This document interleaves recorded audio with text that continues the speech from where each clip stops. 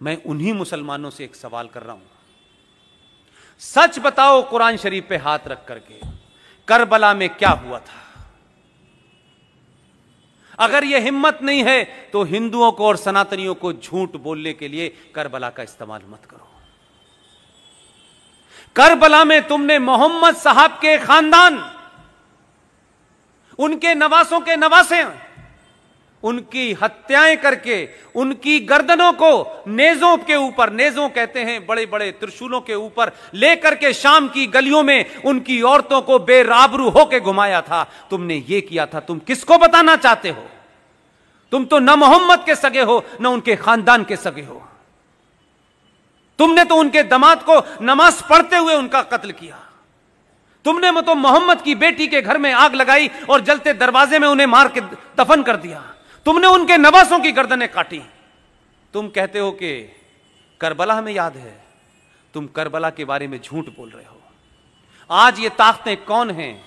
ये वही ताकतें हैं जिन्होंने मोहम्मद के खानदान को मारा।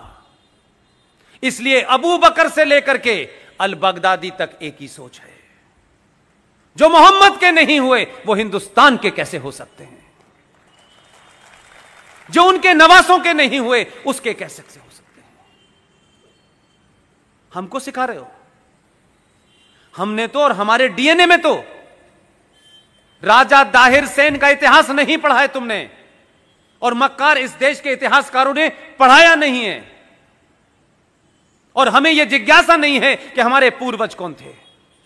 राजा दाहिर सेन सिंध का आखिरी राजा था, उसका इतिहास पढ़ लेते, तब भी मुसलमान अपनी मुंह नहीं खोलता आपके सामने। मोहम्मद साहब के परिवार में नवासों के नवासे जो भी रह गए थे, राजा दाहिर सेन ने अपने किले में उनको छुपा करके शरण दी। लेकिन बदकिस्मती और ट्रेजेडी देखिए कि कासिम जो चला था वहां से, पूरा नाम उसका क्या है? मोहम्मद बिन कासिम।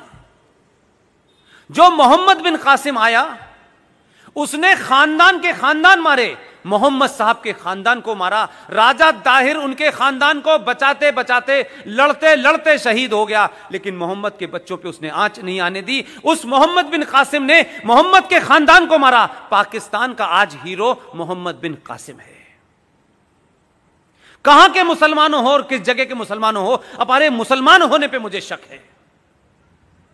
और मेरा शक इसलिए है, जो मुसलमान हैं पूरी दुनिया में, जो कुरान को मानते हैं, जो शरिया को मानते हैं, जो हदीस को मानते हैं, वो मुसलमान होने का पाखंड नहीं करते। तुम मुसलमान नहीं हो।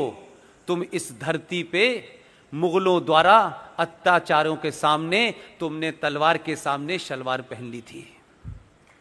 तुम कन्वर्टेड हो, इसलिए तुम मोहम्मद के बारे में नहीं जानते। लेकिन हिंदुस्तान में पॉलिटिकली मुसलमान होना एक फायदे का सौदा है।